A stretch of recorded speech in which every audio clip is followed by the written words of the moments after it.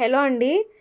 Non వెజ్‌లో చికెన్‌తో ఎన్ని వెరైటీస్ చేసుకుంటామో, వెజ్‌లో పన్నీర్‌తో అన్ని వెరైటీస్ చేసుకోవచ్చు. నాకైతే పన్నీర్ అంటే చాలా ఇష్టము. మీలో ఎంతమందికి ఇష్టమో కామెంట్ చేయండి.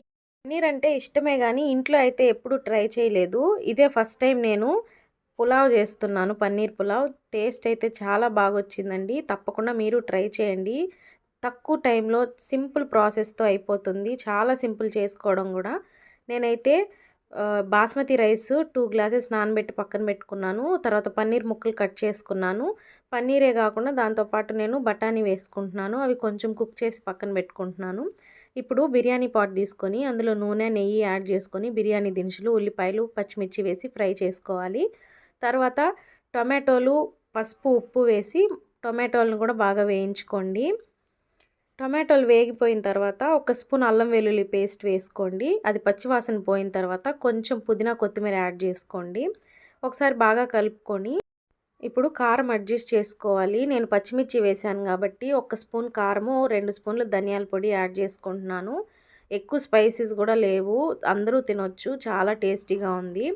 ఇప్పుడు కొంచెం పెరుగు యాడ్ చేసుకుంటున్నాను. పెరుగు వేసారంటే బిర్యానీస్లో కానీ పులావుల్లో కానీ చాలా బాగుంటుంది.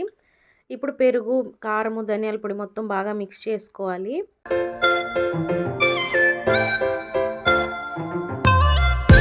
ఇలా మసాలా మొత్తం బాగా కలుపుకున్నాం కదా. ఇప్పుడు పన్నీర్ ముక్కలు యాడ్ చేసుకోండి. పన్నీర్ ముక్కలకి ఈ మసాలా మొత్తం బాగా పట్టేటట్లు మంచిగా కలుపుకోండి.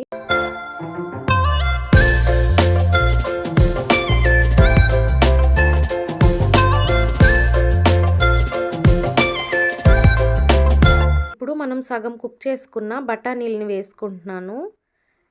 మనం బాస్మతి రైస్ తీసుకున్నాం కదా, అసలు కుక్ అవ్వవేమో అనేసి నేను ముందే కొంచెం కుక్ చేసి పెట్టుకున్నాను బఠానీలని. ఇప్పుడు ఒక గ్లాస్ బాస్మతి రైస్కి 1½ గ్లాస్ వేసుకుంటే సరిపోతాయి వాటరు.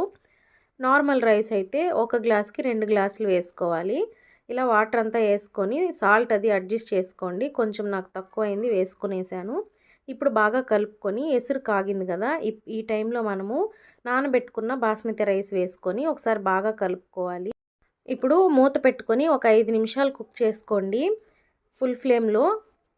ఇలా కొంచెం ఉడికిన తర్వాత ఇప్పుడు సిమ్ చేసుకొని ఒక 15 మినిట్స్ సిమ్లోనే కుక్ చేసుకుంటే రెడీ అయిపోతుంది పన్నీర్ పులావ్.